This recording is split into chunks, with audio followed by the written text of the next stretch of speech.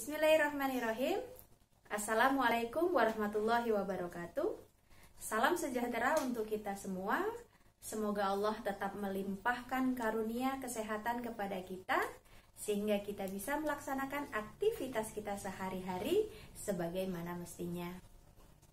Bersama saya, Wiwin Agusmawati, mata pelajaran Akidah Akhlak untuk kelas 12.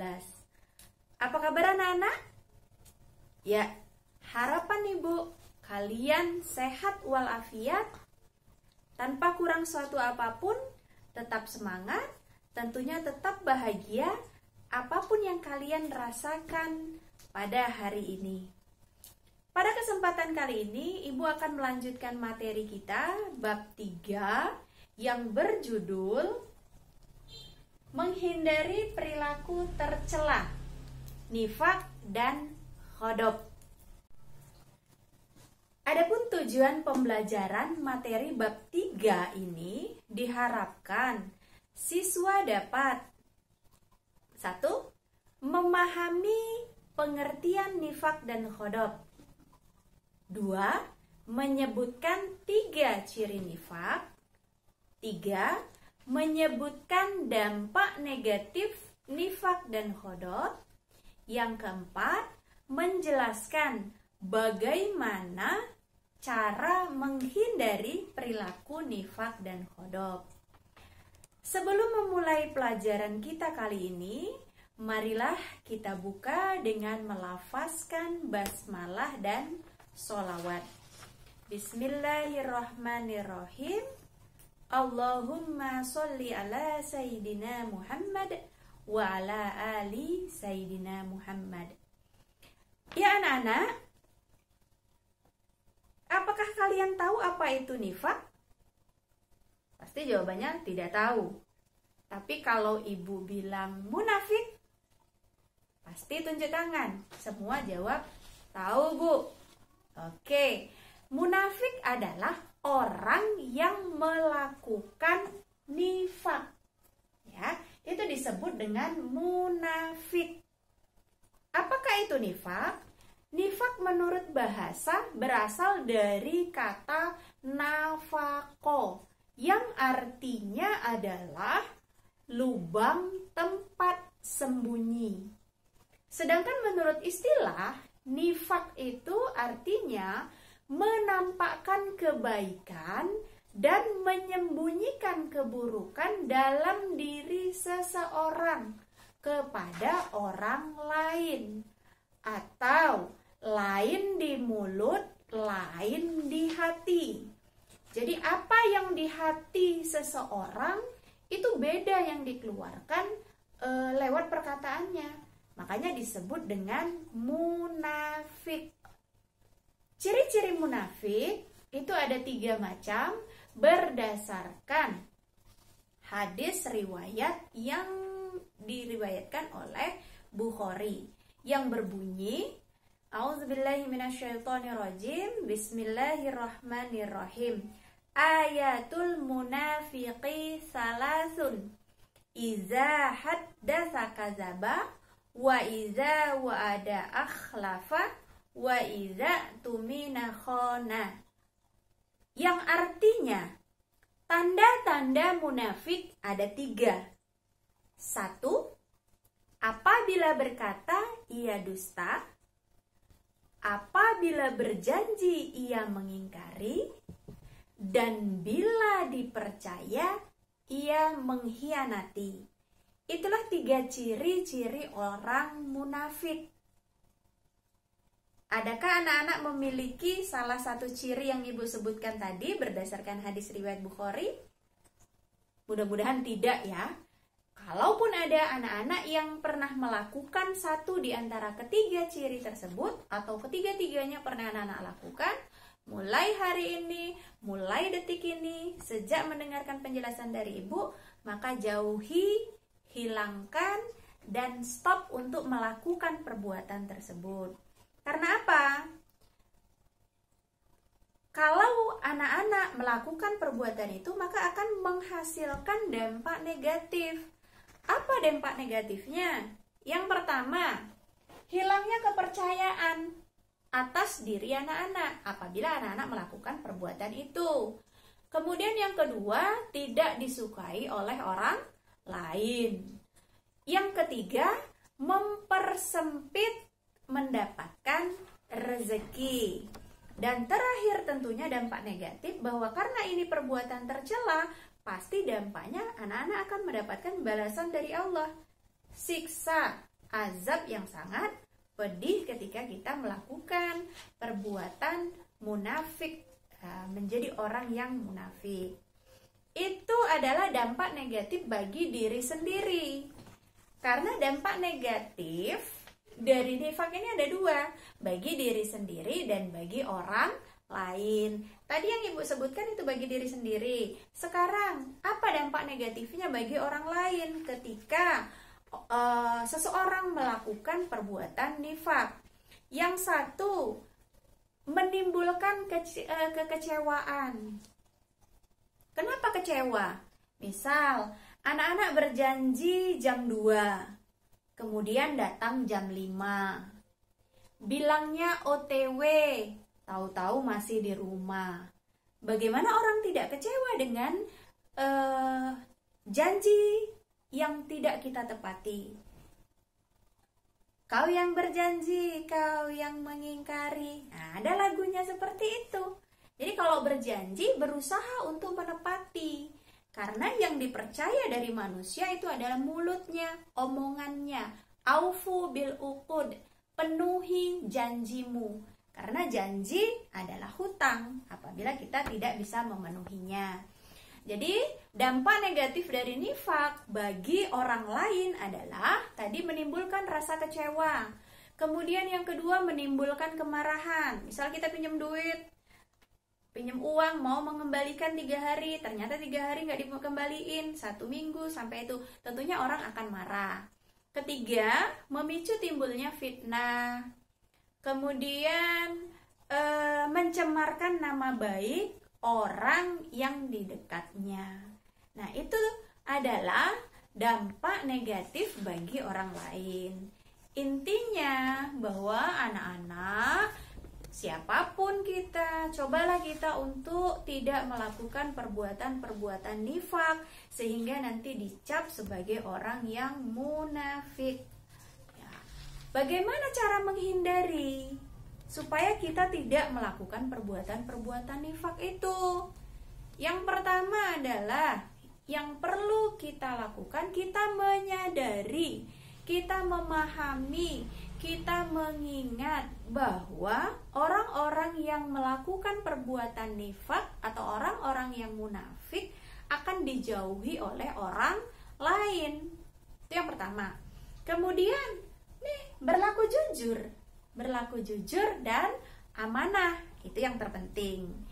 Kemudian banyak-banyak kalian membaca buku-buku agama, memperdalam hukum-hukum Islam, kemudian mendengarkan ceramah-ceramah Islami, dekat dengan orang soleh, maka kalian akan terhindar dari perbuatan nifak atau menjadi orang yang munafik. Oke, anak-anak, sudah paham materi nifak? Ya, lanjut. Silakan anak-anak perhatikan gambar di kanan Ibu. Oke, kemudian gambar di kiri. Ya, sudah. Apa yang dapat anak-anak simpulkan dari 2 gambar itu? Ibu akan lanjut dengan materi apa? Betul, mantap. Marah. Atau bahasa akidahnya yaitu ghadab. Nah, itu materi selanjutnya yang akan Ibu jelaskan. Ini adalah marah dalam konotasi yang negatif, ya. Dalam konotasi yang negatif, karena ya tadi judul kita adalah perilaku tercela, tentu marah yang kita bahas adalah marah yang di luar kewajaran, marah yang berapi-api gitu ya. Ya anak-anak, pengertian ghadab atau marah menurut Kamus Besar Bahasa Indonesia adalah tidak senang karena dihina, atau diperlakukan tidak sepantasnya. Ya, jadi wajar sih, manusiawi sebenarnya kalau kita dihina, kemudian diperlakukan tidak pantas, itu kita akan marah. Tapi Islam menganjurkan supaya kita meredam emosi kita, tidak marah secara berlebihan walaupun dihina. Karena sejatinya pujian dan hinaan, pujian dan celaan itu sama saja. Jadi menurut akidah itu sama aja, mau dipuji tidak terbang, mau dicela tidak tumbang. Itu teorinya sebenarnya gitu ya. Kemudian pada masa Rasulullah ada seorang laki-laki yang meminta nasihat kepada Rasulullah. Apa katanya? Ya Rasulullah, berilah aku sebuah pesan. Dijawab oleh Rasulullah, la taghdab, jangan marah. Apalagi ya Rasulullah, la taghdab, jangan marah. Jadi begitu pesan Rasulullah sangat ditegaskan sampai 2 kali memberikan pesan kepada laki-laki itu, la taghdab, jangan marah. Karena apa?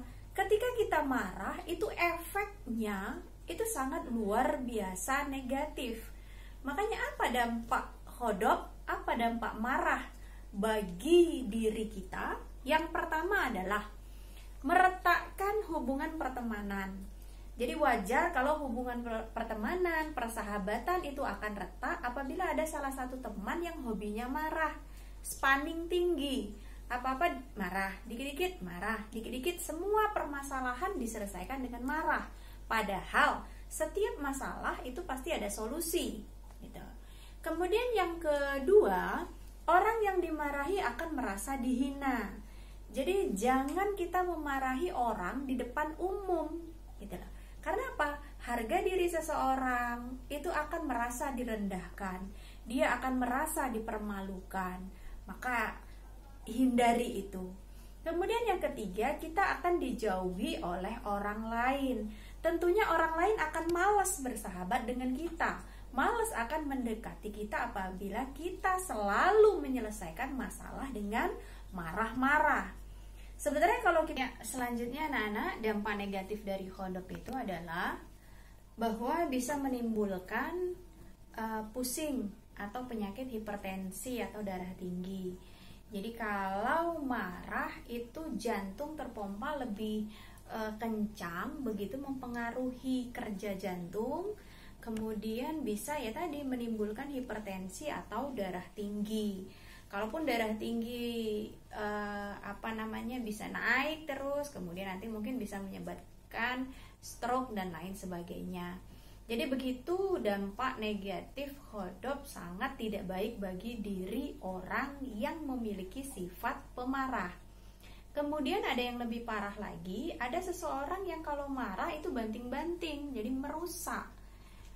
Piring terbang, gelas dipecahin gitu. Alangkah ruginya kalau kita setiap marah piring satu pecah, gelas satu pecah, kemudian meninju pintu, pintunya jebol, kan sayang.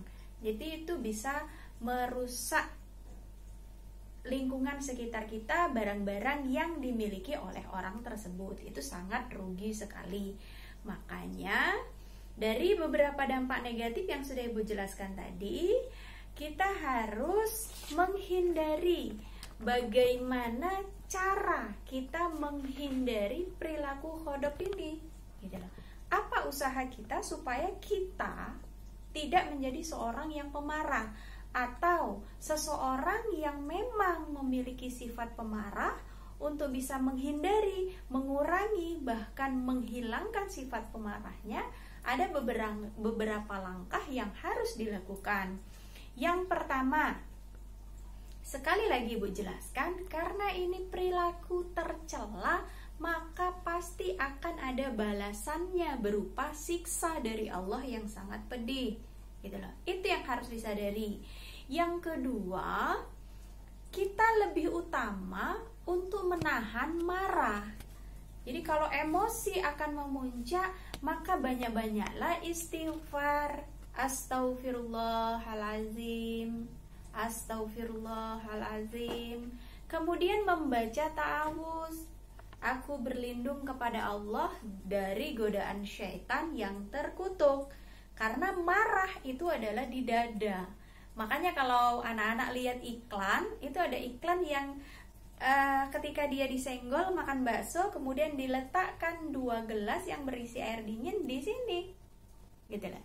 Kenapa? Karena dada pusat kemarahan, tempat jin dan setan serta iblis untuk memasukkan, membujuk, merayu supaya emosi kita meluap-luap. Jadi tetap ingat kepada Allah, ta'awuz, a'udzubillahi minasyaitonirrajim, istighfar. Tuh. Kemudian kalau kita dalam posisi marah atau seseorang dalam posisi marah, itu merubah posisi. Misal berdiri, kita marah-marah, ada sesuatu yang menyebabkan kita untuk marah, maka kita rubah posisi, duduk. Apabila duduk kita masih marah, maka berbaring atau berdiri lagi. Intinya rubah posisi awal saat kita marah. Selanjutnya dianjurkan untuk berwudu. Kenapa? Sekali lagi bahwa kemarahan itu dari godaan setan, godaan iblis. Setan dan iblis diciptakan oleh Allah dari api. Apa musuh api? Betul, musuh api adalah air. Makanya api disiram air maka akan padam. Marah, kita ambil wudu, maka akan mereda kemarahan yang dimiliki oleh seseorang. Kemudian yang terakhir adalah lebih baik diam agar emosi kita mereda. Diam, menjauh, menghindar itu lebih baik daripada kita luapkan kemarahan kita.